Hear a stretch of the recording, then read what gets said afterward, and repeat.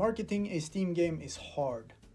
In the Steam backend, you can see a breakdown of all the possible sources a user could come from when visiting your Steam page. Most of these sources are from within Steam itself, and you as a developer don't have a lot of control over them, except for just making a good game that the Steam algorithm picks up. But the external website source is the source where all of your marketing efforts are concentrated. Now, the only thing that the external website tab really tells you is how many people visited from a specific website. And this is of course useful, but you don't really know how many of those people wishlisted your game or bought the game, or how well your advertisements converted at all. But if you use the tab UTM Analytics, you can get all of this information as long as you've set up your links correctly. And I didn't know this for my previous games. This is something that I found out recently, and I thought it was very complicated, but it's actually really simple. All you have to do when linking your game on Twitter or Reddit or in advertisements is to link the store page and then add additional tags at the end of the link. For example, a UTM source, which should be the website you're linking from, and then you can also add a campaign, you can add a medium, a content, a term, basically a bunch of tags that you can set up so that you know exactly where the clicks are coming from. So then if you do this everywhere where you're linking to your Steam page, you will get a much more detailed breakdown of how many people came from a specific website. You can even track how many people came from a specific post on that website. The UTM links, they track all visits. They track trusted visits, which is all visits except for bots, and then tracked visits, which are all the visits where the user was already signed into Steam.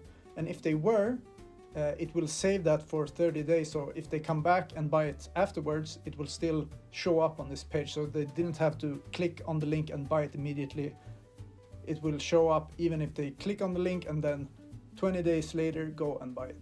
And the same for wishlists and purchases, and also activations. If your game is free or if you gave away a bunch of free keys, you can see where those came from.